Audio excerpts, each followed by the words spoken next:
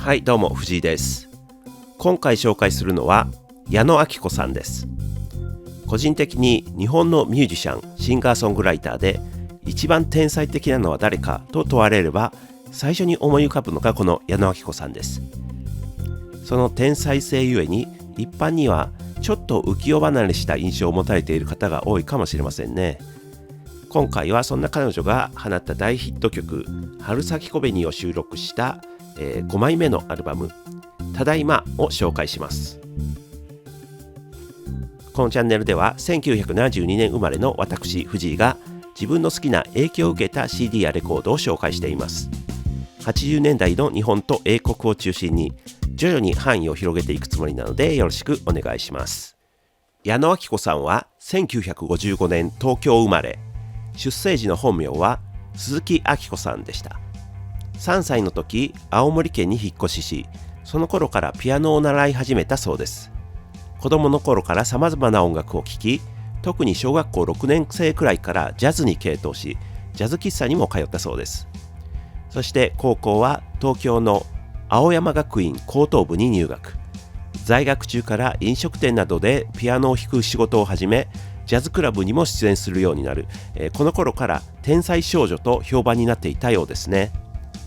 そして1973年にザリバというバンドでデビューしますが、シングル1枚で解散。1974年に作曲編曲家でプロデューサーでもある矢野誠さんと結婚。矢野さんとは1979年に離婚していますが、その後も芸名として矢野の姓を使い続けています。1976年にアルバムジャパニーズガールでソロデビュー。このアルバムのアナログ版 A 面ではアメリカのバンドリトルフィートが参加しており、リーダーのローウェル・ジョージが彼女の演奏に驚愕し、自分たちの力不足だった、もうギャラを返したいと言ったと言われていますね。その真偽はともかく、実際聞いてみるとそれもうなずける圧倒的なオリジナリティと驚きがあります。アメリカのルーツミュージックの色が濃いリトルフィートが津軽民謡のアレンジを演奏するなんて、普通では考えられないことです。その後も、いろはにコンペイトーやときめきといったアルバムを発表していきます。ちなみにこのセカンドアルバムからすでにシンセサイザープログラマーの松竹秀樹さんを起用しています。松竹さんは4人目の YMO と言われた方ですが、これらのアルバムは YMO 結成以前のもので、矢野さんもシンセサイザーの可能性を独自に探っていたのかもしれません。ソロ活動の初期から細野晴臣さんを中心とした人脈との交流が盛んで、ティンパンアレイやムーンライダーズのライブに参加したりしていたようです。そして1978年のときめきツアーの東京公演を収録したアルバム、東京の夜は7時が1979年に出るんですけど、この時のバックのメンバーが細野晴臣、高橋幸宏、坂本龍一という YMO と、ギターに松原正樹、パーカッション浜口元也、コーラスに山下達郎と吉田美奈子という豪華なメンバーでした。そしてこのライブが行われた少し前に結成されていた YMO との交流がこの時から本格化したようです。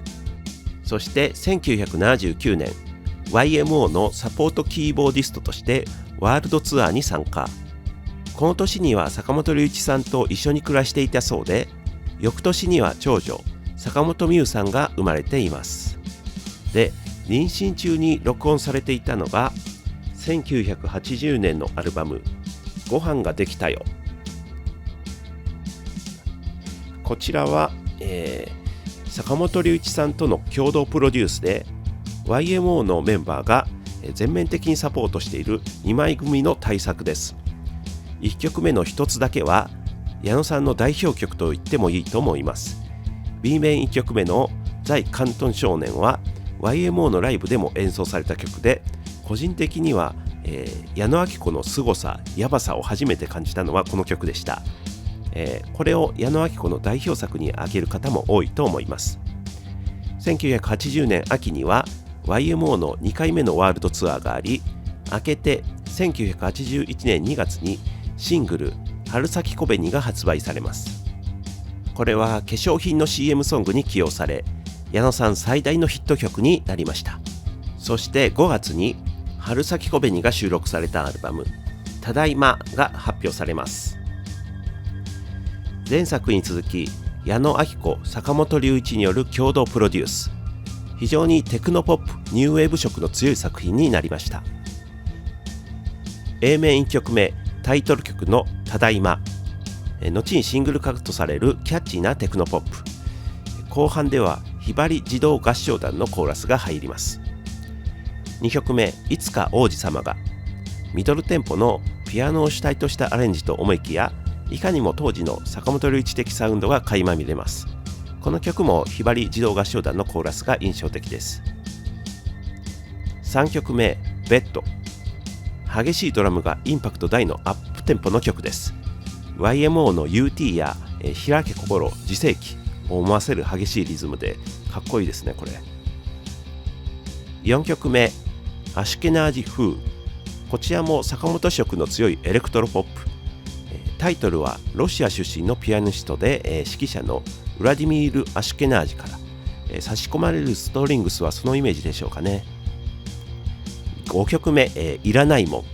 この曲は大貫妙子さんの作曲ですが、それが信じられないほどアバンギャルドなアレンジになっています。エレクトロなノイズの上にジャズ的なボーカルが乗る前衛的な曲です。 B 面に移りまして、1曲目から9曲目までがメドレーになっています。こちらは太陽のおならという児童詩集より子どもたちが書いた詩に曲をつけ、ピアノで弾き語りをしたものです。自分はこういった曲こそが矢野さんの天才性がよく現れていると感じていて、まるで歌詞も曲も矢野さんが即興で作って弾き語っているような印象を受けてしまいます。考えて作っているというより、最初からこういった形で自然と出てきたもののように思えてしまう。そして別々の短い詩をつなぎ合わせたものであるのに、曲が終わる頃には謎の感動があります。子供たちのシンプルな言葉の奥にある感情をピアノと歌によって形にしているように感じました。 B 面10曲目 I Sing、 作詞矢野顕子、作曲坂本龍一による英語詞のミドルテンポの曲です。このアルバムの中では若干印象の薄い曲ですかね。 B 面11曲目は春咲小紅、先ほども言いましたように大ヒットシングルですね。可愛らしい感じのテクノポップです。弾むようなリズムにストリングスのサウンドが本当に春らしい、温かみを感じさせる曲です。 B 面12曲目ラストはローズガーデン、エスニックでミニマルなリズムのニューウェーブサウンドから沖縄民謡を思わせるメロディーのパートに、こういったエスニックでファンキーなサウンドは当時のニューウェーブの先端を行くものでした。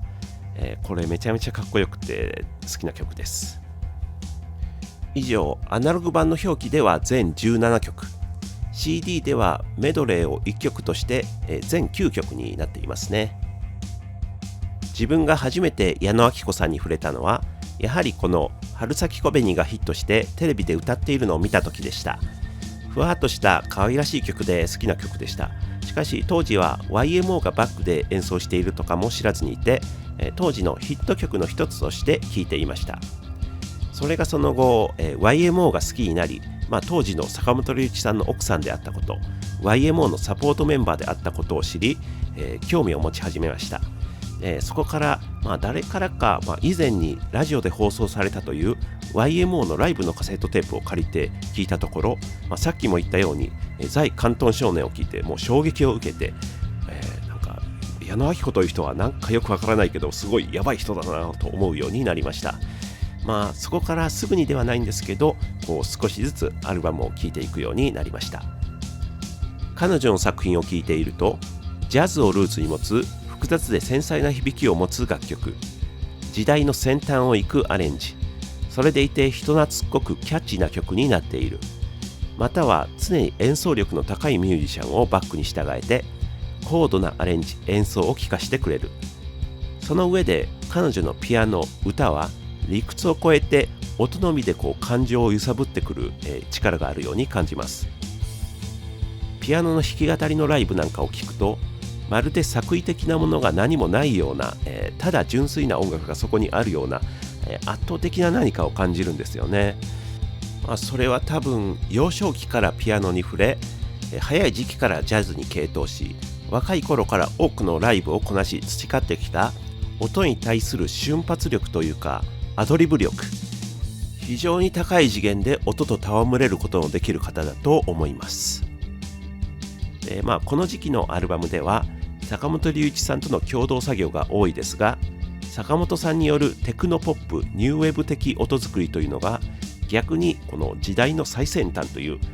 ある意味分かりやすいパッケージに落とし込んでいるように思います。本質的に矢野顕子という人はピアノと歌声だけで非常に豊かな表現をしてしまう人で、その表現力の凄さというのは前の方で言いましたファーストアルバムでのリトルフィートとの逸話からも伺い知れます。その後も矢野顕子さんは多くの作品を発表し続けます。